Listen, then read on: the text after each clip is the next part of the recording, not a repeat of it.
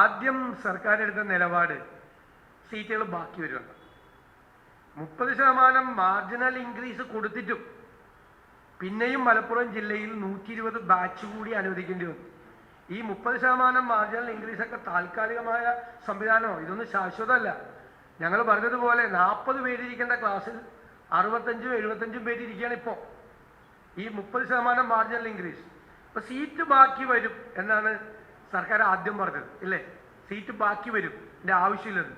30% marginal ഇൻക്രീസും കൊടുത്ത് 120 batch കൂടി മലപ്പുറം ജില്ലയിൽ കൊടുക്കേണ്ടി വന്നു. അപ്പം ഞങ്ങൾ പറഞ്ഞതായിരുന്നു ശരിയെന്ന് സർക്കാരിന് ഇപ്പോൾ ബോധ്യപ്പെട്ടു. കുറേ പ്രശ്നങ്ങൾ പരിഹരിക്കാൻ പറ്റും മലപ്പുറം ജില്ലയിലും കാസർഗോഡ് ജില്ലയിലും. മറ്റ് ജില്ലകളിലെ കൂടെ പ്രശ്നം പരിഹരിക്കണമെന്നാണ് ഞങ്ങളുടെ നിലപാട്. ഇതിൻ്റെ അകത്തുള്ള ഏറ്റവും പ്രധാനപ്പെട്ട പ്രശ്നം എന്ന് വെച്ച് കഴിഞ്ഞാൽ ആവശ്യമായ കാര്യങ്ങൾ കിട്ടുന്നില്ല എന്നുള്ളതാണ്. അപ്പോൾ ഹ്യൂമാനിറ്റീസ് കോമ്പിനേഷനും കോമേഴ്സ് കോമ്പിനേഷനും ഒക്കെയാണ് കൊടുത്തിരിക്കുന്നത്. ഇതൊക്കെ താൽക്കാലികമാണ് ഏർപ്പാട്.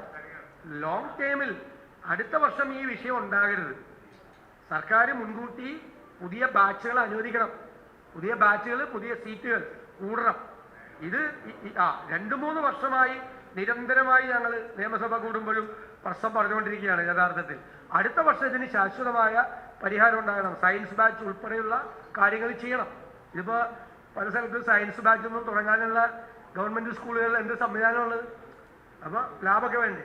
അപ്പോൾ അടുത്ത വർഷം അതിനുള്ള തയ്യാറെടുപ്പുകൾ നടത്തി അടുത്ത വർഷത്തെ തുടങ്ങുമ്പോൾ ഈ ഒരു കുറവ്, ഈ ഗ്യാപ്പ്, അതായത് പഠിക്കാൻ പ്രാപ്തരായ എലിജിബിൾ ആയിട്ടുള്ള കുട്ടികളുടെ എണ്ണവും സീറ്റുകളുടെ എണ്ണവും തമ്മിലുള്ള വ്യത്യാസം നേടണം.